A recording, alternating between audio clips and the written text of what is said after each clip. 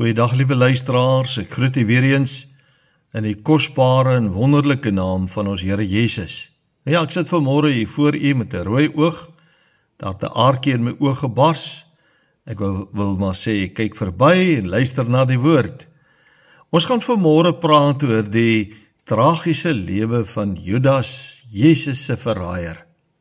Op baie wonderlike wyse het die Here hierdie boodskap in my hart lewendig gemaak. Ons het sy verhaal in die Bybel gelees en ek het net besef, ek wil 'n bietjie daaroor praat. Ek wou 'n bietjie graag gaan ondersoek doen oor wie was Judas en waarom was sy hart so verhard dat hy Jesus verraai het. En dis 'n kosbare boodskap met 'n kosbare lesse, interessante dinge wat ek vanmôre met u gaan deel. En ek wil regtig vertrou dat hierdie boodskap vir u tot seën sal wees. En as dit vir u tot seën was, stuur dan ook die boodskap aan na ander mense. Nou, ons lees ongelukkig uit 3 gedeeltes in die skrif om 'n samevattende gedagte te kry van wat daar alles van Judas geskryf word. Dis bietjie lank, maar is interessant. Kom ons lees dit saam. Eerstens lees ons in Johannes 13 vanaf vers 21 tot 30 en daar staan geskryf: Toe Jesus dit gesê het, het hy in sy gees ontsteld geword en getuig en gesê, Voorwaar, ek sê vir julle, een van julle sal my verraai. En die disippels het na mekaar begin kyk, in twyfel omtrent die een van wie hy dit sê. En een van sy disippels, hy vir wie Jesus lief gehad het, dis nou Johannes, het aan tafel teen die bors van Jesus gelê. Simon Petrus knik toe vir hom, dat hy moet vra wie dit kon wees van wie hy spreek. En hy val op die bors van Jesus en sê vir hom, Here, wie is dit? Jesus antwoord, dit is die een aan wie ek die stukkie sal gee, as ek dit ingedoop het. En toe hy die stukkie ingedoop het, gee hy dit aan Judas Iskariot, die seun van Simon. En nadat hy die stukkie geneem het die Satan in hom gevaar. En Jesus sê vir hom, wat jy doen dit haastig, maar waarom hy dit vir hom gesê het niemand van die wat aan tafel was verstaan nie. Want sommige het gedink, terwyl Judas die beurs gehad het Jesus vir hom gesê, koop wat ons nodig het vir die fees, of dat hy iets aan die armes moet gee. Toe hy dan die stukkie geneem het hy dadelik uitgegaan, en dit was nag. En dan lees ons in Matteus 26 vers 47 tot 50. En terwyl hy nog spreek, nou is Jesus en sy disippels in Getsemane, nadat hy die sondebeker gedrink het. Daar staan, en terwyl hy nog spreek, daar kom Judas, een van die 12, en saam met hom 'n groot menigte met swaarde en stokke gestuur deur die owerpriesters en die ouderlinge van die volk, en sy verraaier het vir hulle 'n teken gegee en gesê, die een wat ek sal soen, dit is hy, gryp hom. En dadelik gaan hy na Jesus en sê, gegroet, Rabbi, leermeester. En hy het hom gesoen, maar Jesus sê vir hom, vriend, waarvoor is jy hier? Toe kom hulle nader en slaan die hande aan Jesus en gryp hom. Dan lees ons ook in Matteus 27 vers 3 tot 8. Daarna het Judas sy verraaier, toe hy sien dat hy veroordeel was, verwysende na Jesus, berou gekry en die 30 silwerstukke teruggebring na die owerpriesters en die ouderlinge en gesê, ek het gesondig deur onskuldige bloed te verraai, maar hulle sê, wat gaan dit ons aan? Jy kan toesien. En hy het die silwerstukke in die tempel neergegooi en weggeloop en homself gaan ophang. En die owerpriesters het die silwerstukke geneem en gesê, dit is nie geoorloof om dit in die skatkis te stort nie, omdat dit bloedgeld is. En nadat hulle saam raad gehou het hulle die stuk grond van die pottebakker daarmee gekoop as 'n begrafplaas vir vreemdelinge. Daarom is die stuk grond genoem bloedgrond tot vandag toe. Ons lees net tot sover saam. Kom ons bid saam. Here, ons het vanmôre 'n baie aangrypende gedeelte gelees, verskillende plekke oor Judas, die verraaier. Daar is so baie wat ons nie verstaan nie, as ons net dit lees en nie in diepte gaan studie doen nie, dan wonder ons, waarom het u Judas gekies as 'n disipel? Waarom moes een van u disippels u verraai? Was daar vir hom genade, dat u aan hom nog genade bewys het voordat hy gesterf het? Here, ons wil regtig vanmôre vra dat u deur hierdie woord tot elkeen se hart sal spreek en dat u ons sal kom leer uit die woord, soos ons altyd vra. Breek vir ons die woord oop. Kom leer ons, kom versterk ons, kom waarsku ons as dit nodig is. Ons bid dit in Jesus se naam met danksegging. Amen. Ek gaan net weer vir u 'n paar verse uit ons verskillende skrifgedeeltes wat ons vanmôre gelees het, weer aan die voorhou. Interessante skrifgedeeltes. Johannes 13, vers 21, vers 26, 27 en 30. Daar staan geskryf, toe Jesus dit gesê het, het hy in sy gees ontsteld geword en getuig en gesê, voorwaar ek sê vir julle, een van julle sal my verraai. En toe vra hulle nou vir hom wie dit sal wees. Jesus antwoord, dit is die een aan wie ek die stukkie sal gee as ek dit ingedoop het. En toe hy die stukkie ingedoop het, gee hy dit aan Judas Iskariot, die seun van Simon. En nadat hy die stukkie geneem het, het die Satan in hom gevaar, staan daar geskryf. En Jesus sê vir hom, wat jy doen, doen dit haastig. Toe hy dan die stukkie geneem het, het hy dadelik uitgegaan en dit was nag. Hy het hulle verlaat. Hy het uit die boefretrek uit weggeloop.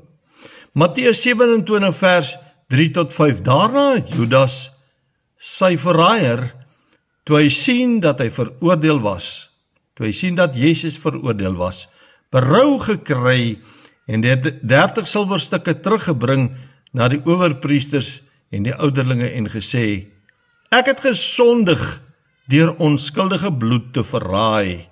En hy het die silwerstukke in die tempel neergegooi en weggeloop en homself gaan ophang.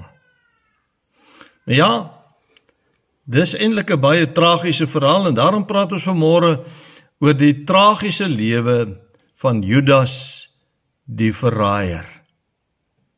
Nou vriende, ek is baie seker dat baie van u al gedink het dat dit daarom baie onregverdig was van die Here Jesus om vir Judas as een van sy disippels te kon kies wat hom sou verraai. Hoekom kies Jesus 'n disipel wat hom sou verraai? En boonop is ons nogals baie simpatiek teenoor Judas wat op die ou end berou gehad het dat hy die Here Jesus verraai het en enige moontlike manier gesoek het om van daardie omkoopgeld of daardie bloedgeld ontslae te raak. Hy wou dit vir die owerpriesters teruggee, hulle wou dit nie hê nie. En al keuse wat hy gehad het, was om dit daar iewers neer te gooi. Hy het in die tempel neergegooi, omdat sy skuldgevoel en sy gewete hom verteer het. Nou vriende, ons simpatie teenoor Judas strek self so ver, dat baie van ons wil glo en hoop, dat sy skuldgevoel en sy berou daartoe gelei het, of kon gelei het, dat God in sy groot genade hom dalk vergewe het, en dat hy dalk selfs saligheid in die laaste oomblik ontvang het, want ons lees in die woord dat die Here sê, mense word uit vuur gered in die laaste oomblik van hulle lewe. En daarom gaan ons dit alles hanteer in vanoggend se boodskap. Baie interessante boodskap om vanmôre met u te deel. Nou vriende, inleidend tot vanoggend se boodskap, gaan ons 'n bietjie probeer vasstel wie Judas, die verraaier van die Here Jesus, regtig was. Ons weet almal dat hy een van Judas se 12, of van Jesus se 12 disippels was, en ons sien dat die 12 disippels manne was wat die naam van die Here Jesus bely het teenoor die volk en dit sou voortlei vanuit die sinagoge na die gemeente van Christus of die ontstaan van die Nuwe Testamentiese gemeente na die uitstorting van die Heilige Gees op Pinksterdag, 40 dae na die Here Jesus se hemelvaart. In Handelinge 11 vers 26 lees ons van die resultaat van Petrus en Johannes en ander geesvervulde manne van God wat die evangelie van Christus passievol verkondig het. En luister nou mooi wat staan daar geskryf. En hulle het 'n hele jaar lank in die gemeente saam vergader en 'n aansienlike skare onderwys gegee, en die disippels is in Antiochië vir die eerste keer Christene genoem. Die disippels het almal wat Jesus gevolg het of Jesus gekies het en hom gedien het, hulle het hulle onderrig, en vir die eerste keer was mense Christene genoem omdat hulle volgelinge van Christus was. Dis die invloed van geesvervulde disippels gewees. Nou Jesus het dus vooraf geweet dat die getal van die disippels 12 moes wees. Die getal 12 kom dikwels in die skrif voor en dien om volheid of volmaaktheid aan te dui. In die ontstaansgeskiedenis van die volk Israel speel die 12 aartsvaders 'n belangrike rol. So die getal 12 is 'n belangrike getal. Die 12 disippels kry ook 'n besondere opdrag en daarom het Jesus hulle daarvoor geestelik toegerus. Hy het hulle nie net gestuur nie, hy het hulle geestelik toegerus, hy het hulle opgevoed. En daarom het Jesus elkeen van hulle gekies met die doel dat hulle vir 'n tyd of vir die tyd van sy aardse bediening by hom moes bly, om deur hom onderrig te word, geleer te word en om aan hom onderdanig en diensbaar te wees, sodat hy hulle kon uitstuur as sy diensknegte en sy gestuurdes om die evangelie aan die hele volk oor te dra. Jesus het aan hulle die gesag verleen om siekes gesond te maak, duiwels of onrein geeste uit te dryf, en natuurlik om die evangelie van die koninkryk van God met krag aan almal te gaan verkondig. Ek lees vir u wat daar in Lukas 9 vers 1 en 2 staan. En hy het sy 12 disippels saamgeroep. 12, dit sluit ook Judas in, saamgeroep en aan hulle mag en gesag gegee oor al die duiwels en om siekes te genees, en hy het hulle gestuur om die koninkryk van God te verkondig en siekes gesond te maak. Hy het aan hulle mag gegee, ook aan Judas, om duiwels uit te dryf en om siekes gesond te maak en die evangelie te verkondig. Nou vriende, die redding of die saligheid van die mense het naby gekom deur die Seun van God, Jesus Christus. Ek het dit in die vorige boodskap verduidelik, dat die Here Jesus met sy koms aarde toe, vir mense die koninkryk van die hemele naby aan hulle gebring het, sodat hulle deur Jesus die saligheid kon ontvang of die koninkryk van God kon beerwe. En hulle moes daardie evangelie aan hulle volk gaan verkondig. Nou wie die 12 disippels sou wees, het die Vader in antwoord op gebed aan die Here Jesus bekend gemaak. Jesus was gedurig tydens sy aardse bediening met sy Vader in gesprek, in gebed, en hy het alles met sy Vader bespreek en sy Vader het met hom ook dit bespreek. Vir ons is dit moeilik om te verstaan waarom Jesus juis vir Judas Iskariot opgeneem het as deel van die 12 disippels. Maar Jesus het natuurlik sonder enige twyfel geweet dat Judas hom sou verraai, want daar moes 'n verraaier wees, en dit was die plan van die Vader met die oog op die uitvoering van die heilsplan. Dit wil sê, dit was God se plan vir die verlossing van die mens, vir die saligheid van die mens, vir die sondaar mens, en daarom moes daar iemand wees wat die seun van die mens sou verraai. In God se heilsplan, die heilsplan verwys na die verlossingswerk van God. Die verlossingsplan van God, moes daar 'n verraaier wees vir sy seun. Maar vriende, onthou net, Jesus besit ewige goddelikheid. Al het hy met sy menswording op aarde volkome menslikheid besit, sien ons steeds baie duidelik hoe sy goddelike karakter deurskemer tydens sy aardse bediening. Dis baie interessant. Ons sien dit nie altyd raak nie, maar ons moet dit raak sien, hoe dat sy goddelike karakter deurskemer tydens sy aardse bediening. Daarom het Jesus soveel wonderwerke gedoen, soos die storm op die see wat hy stil gemaak het. Ek lees vir julle Matteus 8 vanaf vers 24, en daar het 'n groot storm op die see gekom, sodat die skei toe was onder die golwe, maar hy was aan die slaap. Terwyl daardie skei besig was om te vergaan, slaap die Here Jesus.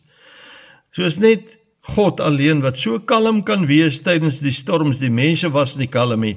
Daarop kom sy disippels en maak hom wakker en sê, Here, red ons, ons vergaan. En hy sê vir hulle, waarom is julle bang, klein gelowiges?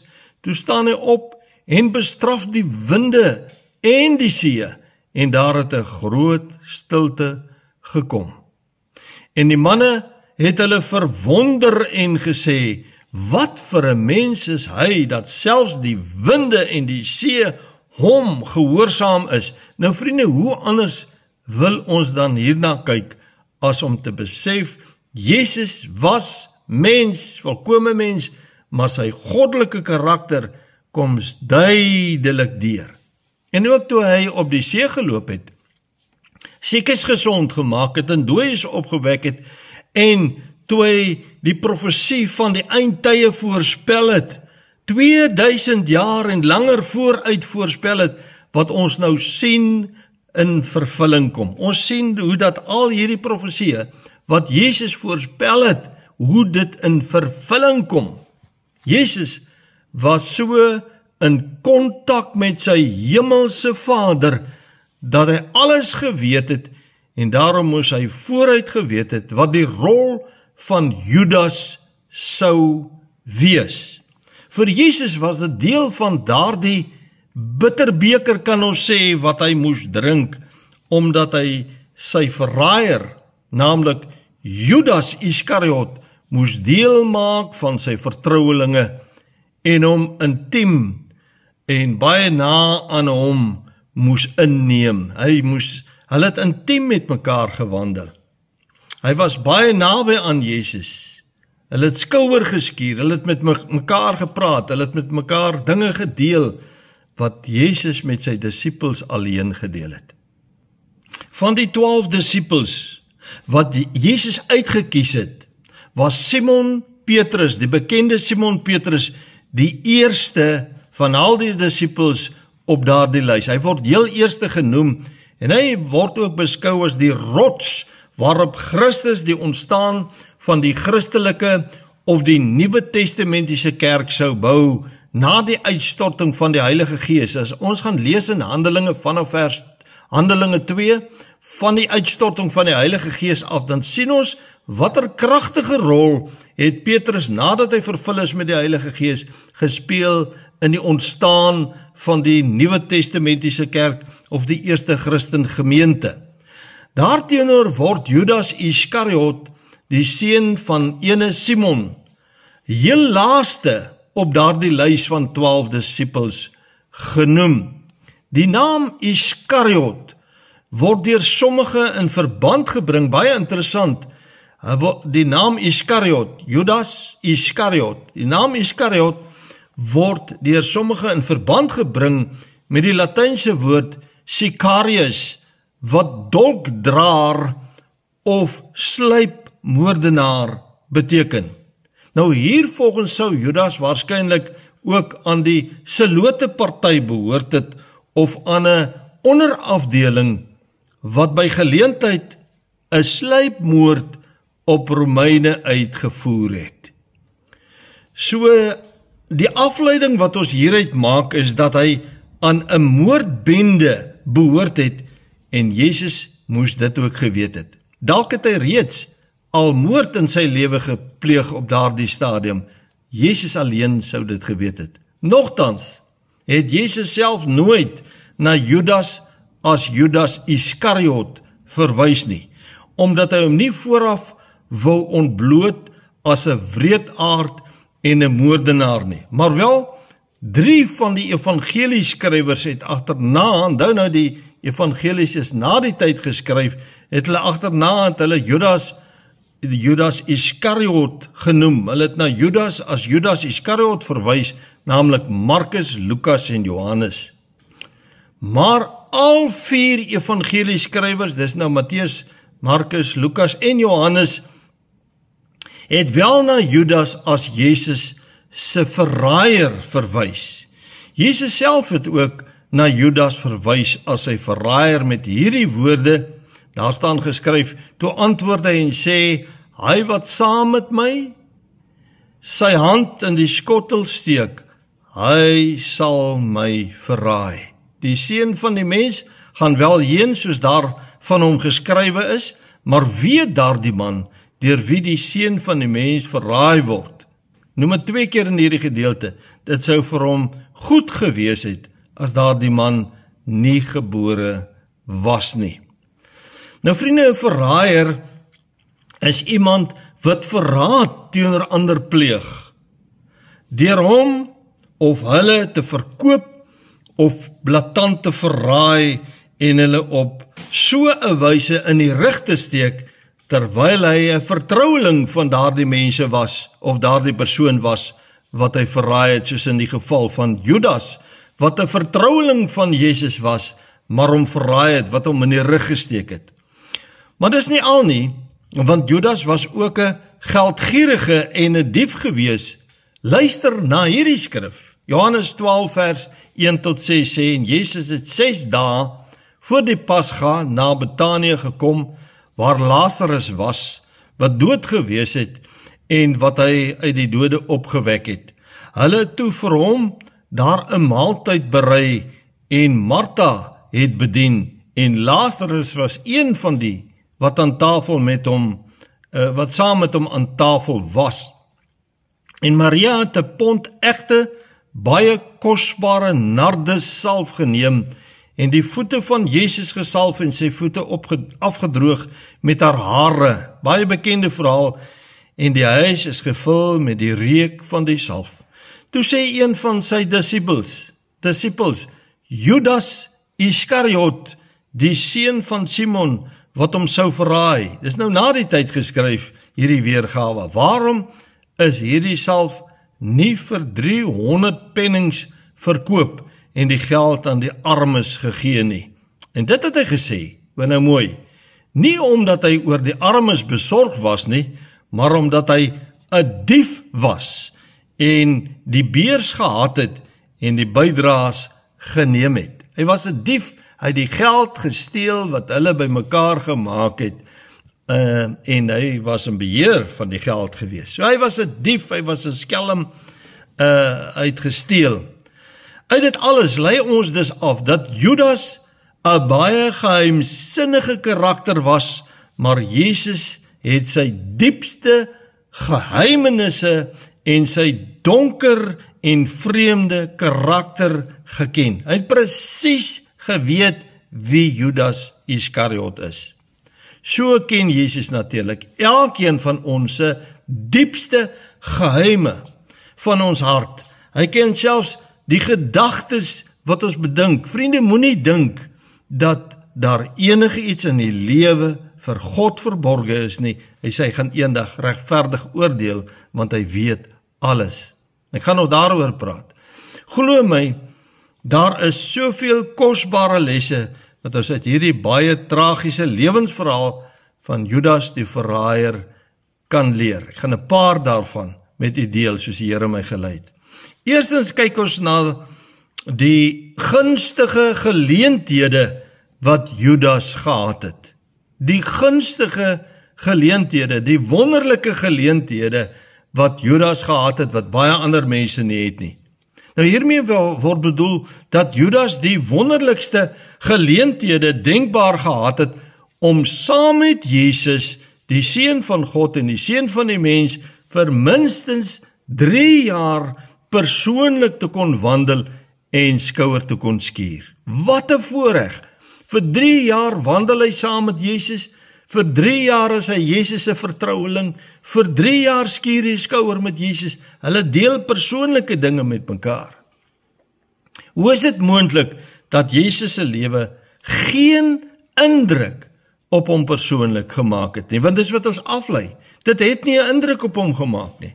Hy het al die wonderwerke wat Jesus gedoen het, persoonlik ervaar. Hy het met sy eie oë gesien en hy het dit fisies beleef, die wonderwerke wat Jesus gedoen het. Hy het gesien hoe Jesus vir Lazarus uit die dood uit opgewek het. Hy het gesien hoe die Here Jesus eers skare mense van 5000 en meer met 2 visse en 5 brode gevoed het, en hoe daar agterna 12 mandjies vol oorskiet opgetel is. En hy het weer daarna gesien, hoe dat Jesus in die woestyn 4000 manne, buiten die vroue en die kinders, en na bewering was hulle ongeveer 12.000, hoe hy hulle met 7 brode en 'n paar visse gevoed het, en hoe dat daar na die tyd 7 mandjies vol oorskiet opgetel is. Hy het wonderwerk op wonderwerk beleef saam met Jesus, want hy was die heeltyd saam met Jesus. Matteus 15 vers 30 en 31 beskryf dit, en ondertussen kom daar groot menigtes na Jesus toe, met krepeles, blindes, stommes, gebreklikes, en baie ander by hulle, en hulle het by die voete van Jesus neergesit, en hy, Jesus, het hulle gesond gemaak. Nou sê vers 31, sodat die skare verbaas was om te sien dat stommes praat, gebreklikes gesond word, krepeles loop en blindes sien, en hulle het die God van Israel verheerlik. Judas was daar, hy het al hierdie dinge beleef. Hy het Jesus se goddelike lering gereeld gehoor en ervaar. In Matteus 7 vers 28 en 29 staan daar geskryf, en toe Jesus hierdie woorde geëindig het, was die skare versla oor sy leer, want hy het geleer soos een wat gesag het, en nie soos die skrifgeleerdes nie. Hy het geleer soos een wat gesag het, en Judas het hierdie lering van Jesus gehoor. Selfs dit het geen indruk op Judas gemaak nie. Hy het saam met die ander disippels, en dis vir my die tragieste van alles, op uitreik na dorpies en stede gegaan, om die evangelie van Jesus aan mense te gaan verkondig. En dan wonder ek by myself, wat het hy verstaan daarvan, en wat het hy verkondig? Hy het gehoor hoe manne en vroue in hulle verlorenheid voor Jesus neerval, en vra wat hulle moes doen om gered te word, en die ewige lewe te beerwe, soos die ryk jong man waarvan ons lees in Markus 10 vers 17. En toe hy, Jesus, op die pad uitgaan, en hulle is by hom, hardloop daar een na hom toe, en val voor hom op die knieë en vra hom, goeie meester, wat moet ek doen om die ewige lewe te beerwe? 'n ryk man val aan die voete van Jesus, hy vra, goeie meester, wat moet ek doen om hemel toe te gaan? En hy hoor hoe Jesus sondaars vryspreek van hulle sonde, en hulle sonde vergewe, en hoe hy hulle vermaan om nie weer te sondig nie, soos die owerspelige vrou waarvan ons lees in Johannes 8 vers 10 en 11, en toe Jesus hom oprig, hy self opgestaan het en niemand sien behalwe die vrou nie, sê hy vir haar, vrou, waar is daar die beskuldigers van jou? Het niemand jou veroordeel nie? En sy antwoord, niemand nie, Here. En Jesus sê vir haar, ek veroordeel jou ook nie. Gaan heen en sondig nie meer nie. Ek het jou vrygespreek, jy is vergewe, en sy het reeds daar die ewige lewe beerwe in en deur Jesus, en hy sê vir hom, moenie weer sondig nie. Judas hoor dit, maar skynbaar het hy alles beleef en niks het hom beweeg om sy eie sondige hart en sy eie lewe, sondige lewe raak te sien en voor Christus te erken dat hy verlore is nie, en dat hy verlossing nodig het nie, dat hy die ewige lewe nodig het nie, dat hy die saligheid nodig het. Hy verkondig het aan ander, maar hy sien nie sy eie hart raak nie, hy herken nie sy eie lewe nie, en so het hy in hierdie bediening saam met Jesus aangegaan, sonder om eerlik voor God te wees. Maar tog vind ons dit duidelik in die skrif, dat die Here Jesus hierdie saak aangespreek het, dat daar baie is wat saam met hom wandel, baie is wat sy wonderwerke sien, en steeds nie glo nie. In Johannes 6 vers 36 staan daar geskryf die woorde van Jesus, maar ek het vir julle gesê, dat julle my gesien het, en tog glo julle nie. Hy het Jesus elke dag gesien vir 3 jaar, met Jesus gewandel, miskien nie elke dag nie, maar die meeste van daardie 3 jaar het hy Jesus gesien, gehoor, praat, Jesus se wonderwerke gesien, Jesus se lering gehoor, en hy het nie geglo nie. En ook Johannes 12 vers 37 wat sê, Jesus wat dit sê, en alhoewel hy so baie tekens voor hulle gedoen het, het hulle hom nie geglo nie. Johannes wat dit skryf. Al het hulle soveel wonderwerke gesien, wat hy gedoen het hulle hom steeds nie geglo nie. En Judas is een van hulle. Baie onlangs, vriende, hy is 'n oom oorlede wat ek baie goed geken het. Hy was regtig vir my, soos Judas. Hy het in my tyd, toe ek nog in gemeentelike bediening was, baie getrou kerk toe gekom.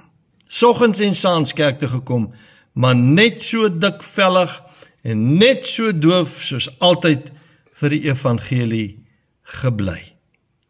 Hy hoor die evangelie, maar dit maak geen verskil. Dit maak nie regtig, soms lyk dit asof dit 'n indruk op hom gemaak het, maar ander kere het dit nie so gelyk nie. Hy wou altyd redeneer oor 'n reguit boodskap wanneer die Here met hom gepraat het in daardie boodskap, want hy wou nooit breek met sy ou, vuil, sondige lewe nie, en daarom is ek glad nie seker, vanmôre as ek oor hom dink, of hy gereed was om God te ontmoet nie. Hy het baie kanse gehad, en soos daar baie, is dalk een van hulle. Weet jy waar lê sulke mense se probleem?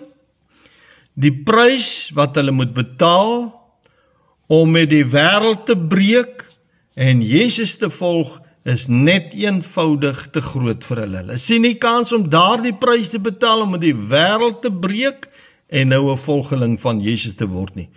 Hoor wat sê Jesus sy disippels vir hom. Judas was deel van die wat dit gesê het in Johannes 6 vers 60.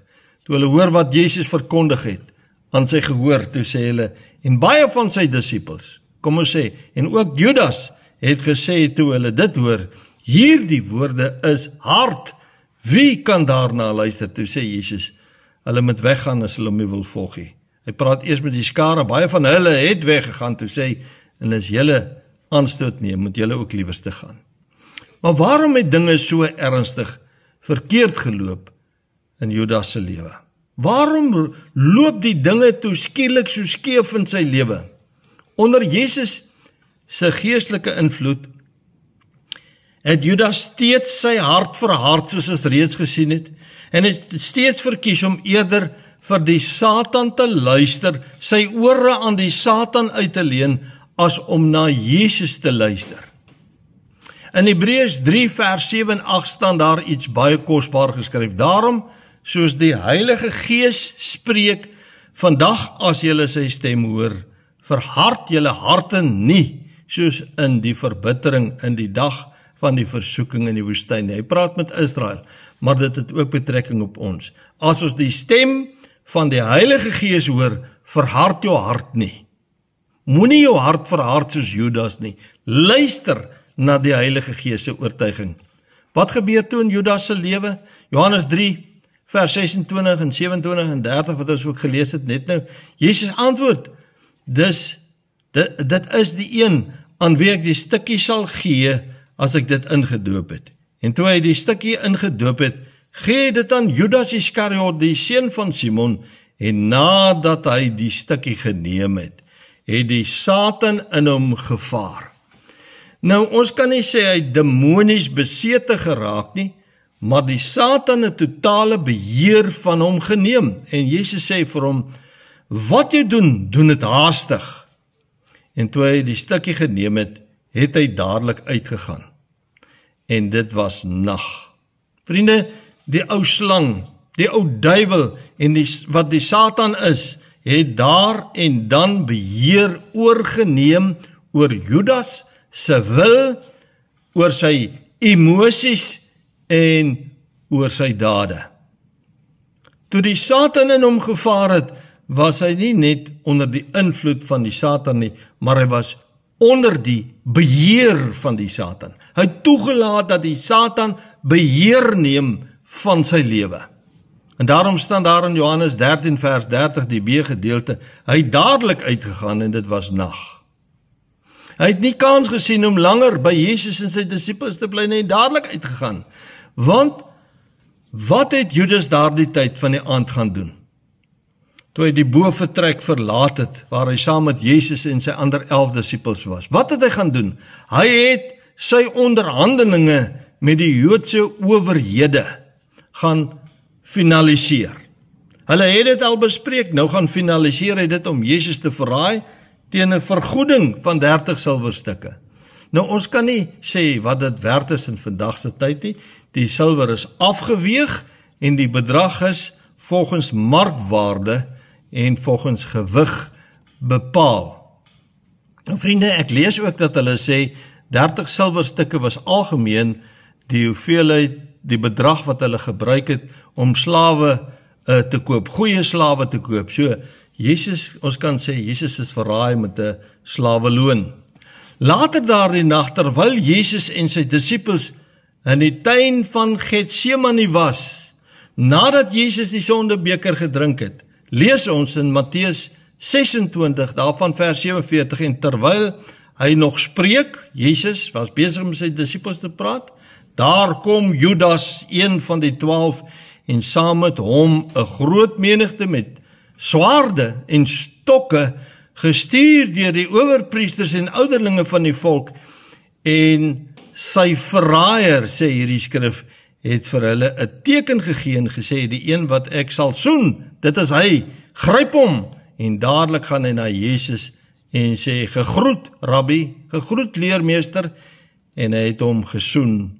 Maar Jesus sê vir hom, en dis my interessant hoe Jesus hom aanspreek, vriend, waarvoor is jy hier? Jesus weet waarvoor hy daar is. Jesus het by hom antwoord gesoek, en toe kom hulle nader, slaan die hande aan Jesus, en gryp hom, neem hom in hegtenis. Dinge het ernstig in Judas se lewe verkeerd geloop, toe hy sy hart verhard het. Dis die gevaarlikste ding, God praat met ons wil nie gehoor gee nie, ons verhard ons hart opsetlik. En hy het toegegee aan die verleiding van die Satan. Die Satan het beheer van sy wil, sy emosies en sy dade geneem, soos ek reeds gesê het. En dit is presies waarteen Jesus vir Petrus gewaarsku het. Vir Petrus, sy eerste belangrikste disipel, kan ons sê, in Lukas 22 vers 31. Daar het Jesus vir hom sê, daar staan geskryf, en die Here sê, Simon, Simon, kyk, die Satan begeer vurig om julle soos koring te sif. Ek sê dit vir Petrus, en dit het ook vir Judas gegeld. Daarom skryf Paulus in Efesiërs 4 vers 27, en gee aan die duiwel geen plek nie. Ek en jy moenie aan die duiwel enige plek in ons lewe gee nie. Hy moet nie hou vas in jou en my lewe kry nie.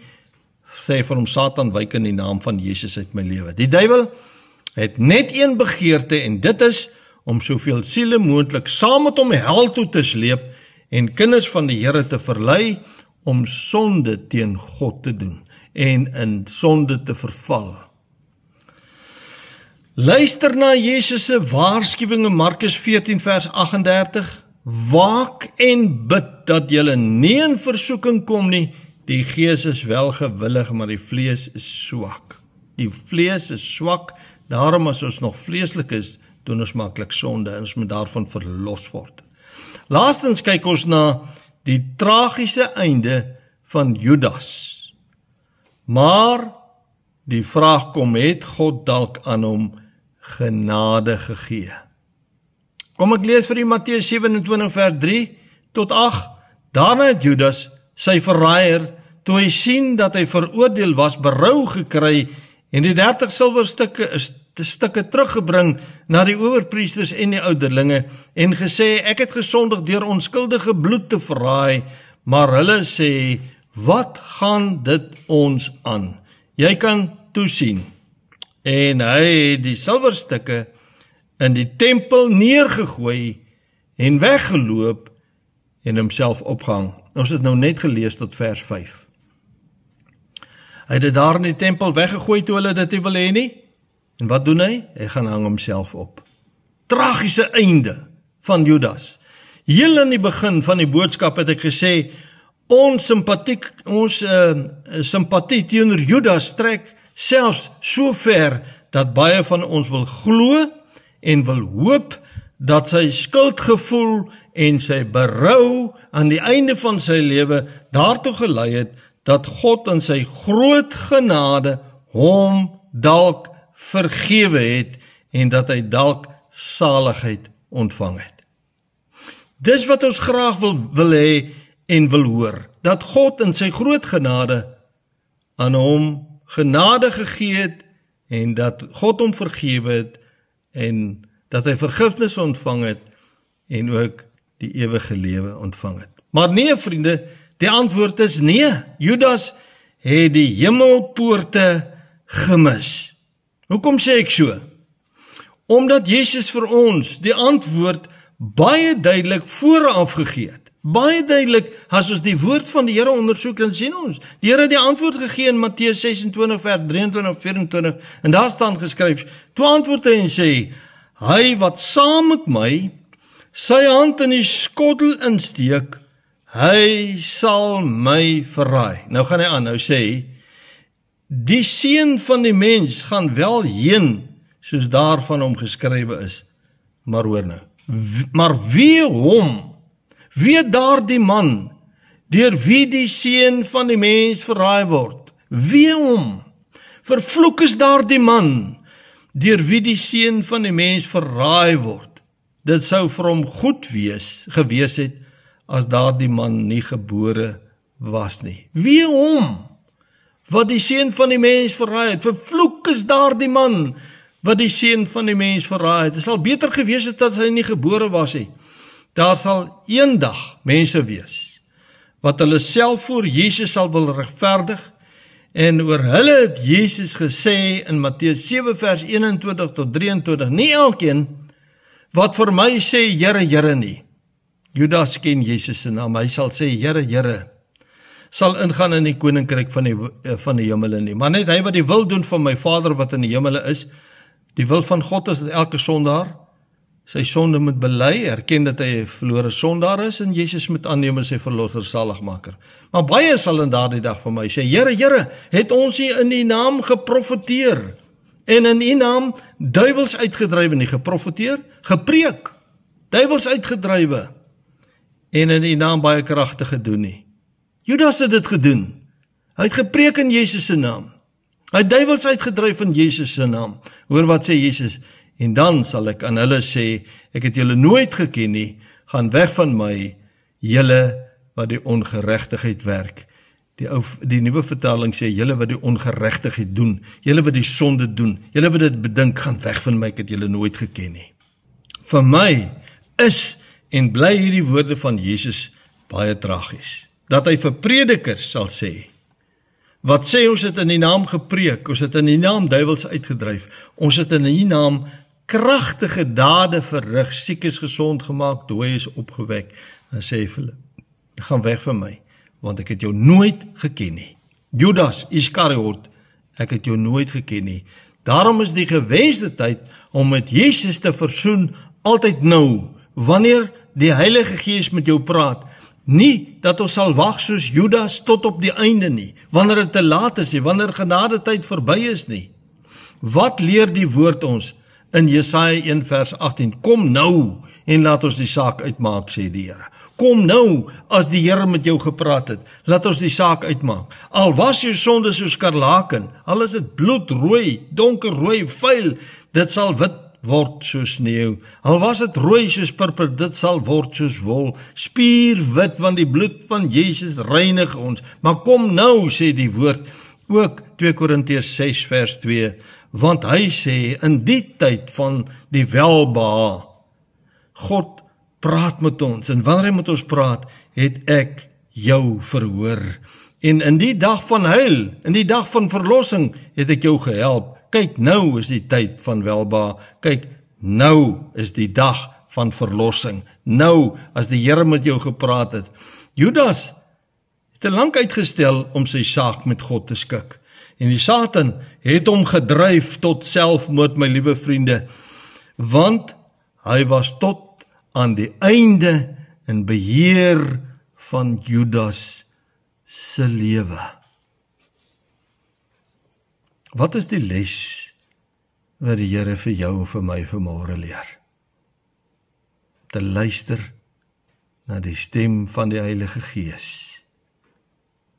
En nie ons harte te verhard nie, maar te reageer op die stem, die oortuiging van die Heilige Gees wanneer hy sê jy is 'n sondaar. Sonde te bely en ons lewe aan Christus oor te gee. As jy as kind van God weggedwaal het, wat moet ons doen om nou te reageer en te sê, Here, hier is ek. Ek buig voor U. Here, ek buig voor U. Ek stel my hart oop. Vergewe my. As jy nog nie God se kind is, nooi hom in die hart in die lewe in, dat Jesus jou kan red. Dat jou naam in die boek van die lewe opgeskryf kan wees. Dat jy vandag God se verlossing kan smaak. Amen. Kom ons bid saam. Here, al wat ek kan sê is dankie vir U woord. Dankie vir die lewensverhaal van Judas, wat ons vanmôre kon bekyk en beluister en bedink. Praat met elkeen wat hierna geluister het. Diep in hulle harte oortuig hulle van sonde, regtigheid en oordeel. Ons bid, Here, dat mense voor U vanmôre sal buig, eerlik sal wees, in Jesus se naam. Amen. My vriende, het die woord van die Here gehoor. Die woord is hard. Wie kan daarna luister? Ons moet daarna luister. God wil hê ons moet daarna luister. Seën vir die dag, seën vir die week. Totsiens.